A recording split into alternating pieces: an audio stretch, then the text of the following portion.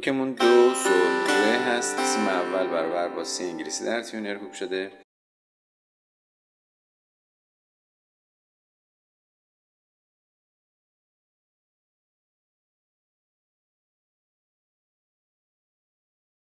در این قطعه سی بمول و میکرون داریم.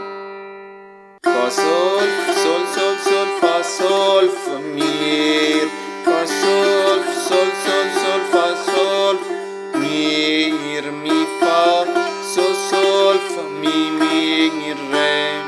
می فا سول سول می می ره، فا سول لا سول لا فا سول تریل فا، فا سول لا سول لا فا سول تریل فا، فا می فا سول سول می می ره، فا می فا سول سول می می ره، سکوت فا سول سول سول سول سول لا سول سول فا لا سول، فا سول سول فا فا می فا تریل میر، می فا فا فا فا فا سول فا تریل می سول فا، می فا فا می می ره می تریل ره، فا سول لا لا لا لا لا سول فا لا سول، فا سول سول فا فا می فا تریل میر، فا سول سول سول سول سول سول فا می سول فا. به فا تریل داشتیم. می فا فا می می ره می تریل ره، فا سول لا سول لا فا سول تریل فا، فا سول لا لا فا سول تریل فا، فا می فا سول سول می می ره، فا سول لا سول لا فا سول تریل فا، فا سول لا سول لا فا سول تریل فا، فا می فا سول سول می می ره، فا می فا سول سول می می ره.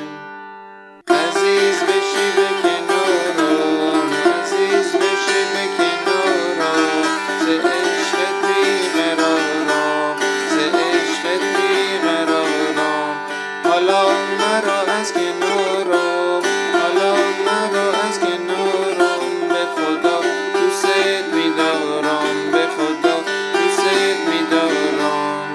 5 روزه که دور از نازنینم،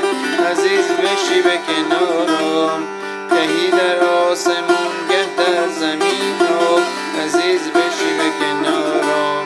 سر کوه بلند تا کی نشینم، عزیز بشی به کنارم،